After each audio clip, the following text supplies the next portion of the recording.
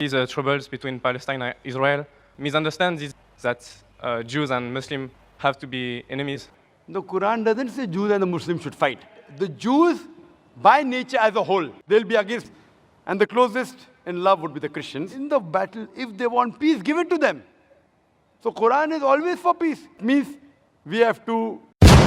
Hello guys, you're welcome. Hope you guys are feeling good. My name is Bukobi Bikekran. Why does the Quran create enmity between Muslims and Jewish by Zakir Naik? Let's watch. I am French, non-Muslim, and I am traveling 8 months in India. I am 18 years old. I completed my 12 in June, and so inshallah, if you agree, I will meet you in private. But now I just would like to ask you about the Jews. Maybe if I am not wrong, you said that it is written in the Quran that Jews and pagans are the strong enemies of believers, Muslim believers, Muslim. And I would like to know how this verse can favorize peace in humankind when we see the troubles between Palestine and Israel. How some Muslim and some Jews cannot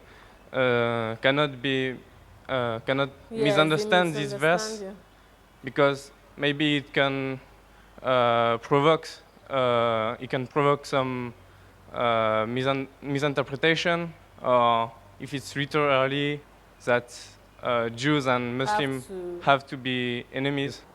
Oh, okay. Well, that's a very good question. That he said, I said in my speech, and I quoted the verse of the Quran of Surah Ma'idah, chapter 5, verse 82, which says that strongest in enmity to the Muslims would be the Jews and the pagans, and the closest in love would be the Christians. So if they wanted to create enmity when they say that the Jews and the Muslims should fight, the Quran doesn't say Jews and the Muslims should fight. The Quran says strongest in enmity to the Muslims, to the believers will be Jews. It does not say that Muslims should fight with the Jews. It doesn't say that. But it says that the Jews, by nature as a whole, they'll be against Muslims. And I told in my lecture, there are many Jews who accepted Islam. There are many Jews who are good to Muslims.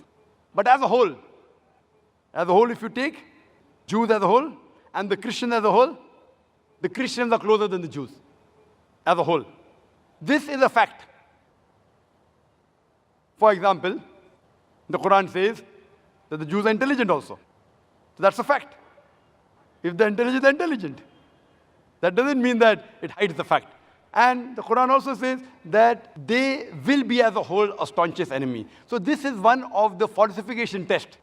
That today, if you want to prove the Quran wrong, if the Jews get together, all of them, and they decide, let's prove the Quran wrong. At least for 3-4 years, we will be better than the Christians. Let's stop the war of Palestine. You know the Palestinians? The Jews were kicked out by Hitler. Hitler incinerated 6 million Jews. He kicked them out of Germany. The Arabs, the Palestinians, they do ahlan wa sahlan. Come with open arms.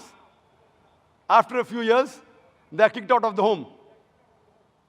Imagine someone gives a traveler his home to live, and the traveler kicks him out of his home, and he's shouting that he has taken my house, and you're calling them terrorists. So what they have to do is, let's get together and solve this problem. Whatever the problem is. Not forever. Few years. 4-5 years only. And the problem is solved. So we aren't telling that the Muslims should fight with the Jews. In fact, the Quran says, even if your enemy wants peace, several places, even if they come to fight you, it's mentioned in Surah Anfal, in the battle, if they want peace, give it to them. So Quran is always for peace. Quran is always encouraging them. But if a person does not want peace to prevail, what can we do? Islam is a religion of peace. It wants peace, but it even mentions facts. That means we have to be careful of the Jews. Not that we have to fight them, unless they come and fight with you. That's a different thing. Imagine what's happening in Palestine, what's happening in other parts of the world. So brother, For peace to prevail, you have to follow the guidance of the Quran and live harmoniously rather than be enemies. So Quran doesn't say that Jews should be enemies, but they will be the same. Hope that answers the question. This actually relates to what is happening now. What is going on now between these two countries. And this is an old video, guys. It's not a recent video. So he's trying to ask that, does the Quran create enmity between the Muslims and the Jewish? The Jewish are the Israelites, Israel people, and the Muslims are the Palestinians.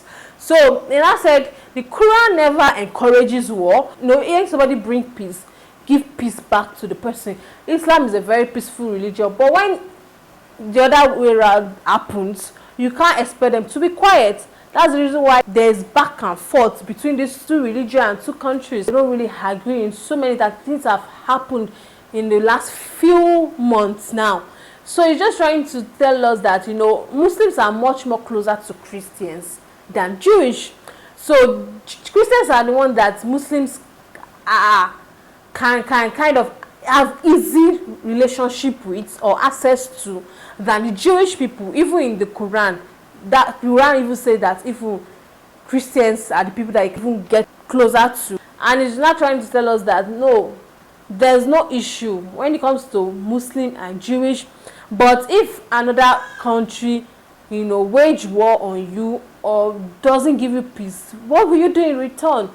You can't just stay quiet or keep mute. So I think that's why things like that are going on right now over when it comes to those two countries. But that was a beautiful one. I love the fact that he encourages and he lets people understand that Islam is a peaceful religion. They're not violent, and that was a beautiful one. Thank you so much for watching, guys. I'll see you in the next one. Bye.